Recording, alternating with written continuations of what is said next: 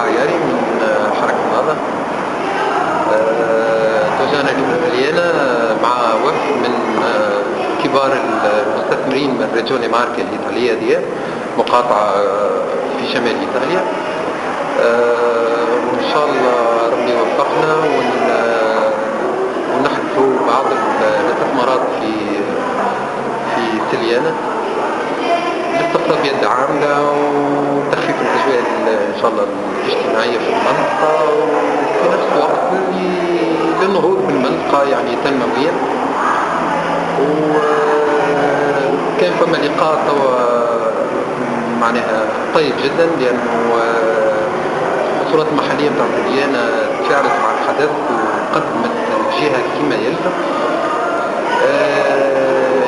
ولكن اللي نتمناه هنا انه ان شاء الله ما تقفش الامور عند حد الزياره دي، وانه يقع تفاعل ومتابعه للموضوع بالكدا، لانه ينجم الموضوع للاسف يقف عند الحد هذا. دونك المتابعه هي اللي بعد باش تفعل الاستثمارات للجهه.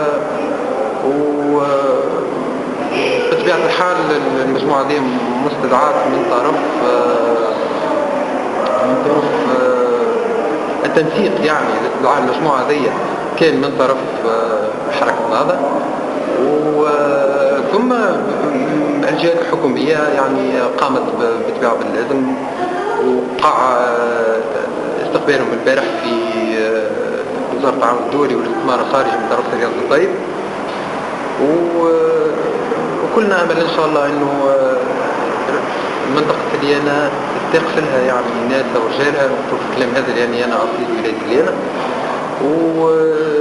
وينهضوا بها وتخف إن شاء الله الحدة متاع الوضع الراهن توا الموجود هذا والاحتقان اللي راهو. هم عندهم مجالات متعددة، لكن احنا اخترنا منهم توا المجموعة دي اللي توجهت اليوم، هم 54 شركة عنا موجودين هنا، اخترنا منهم 16 شركة هذوما اللي هم اختصاصاتهم فلاحية، بنية تحتية، الاندستري اجرواليمونتير يعني الصناعات الغذائية،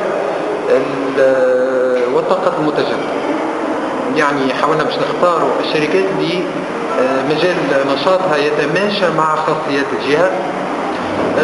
وتوا في البريزونطاسيون بيدها انا اكتشفت جانب اخر مهم جدا، اللي هو توا شفت معطيات تبارك الله سياحة، يعني ثروات سياحية في ولاية سليانة ماهيش مستغلة ويجب استغلالها معناها ان شاء الله.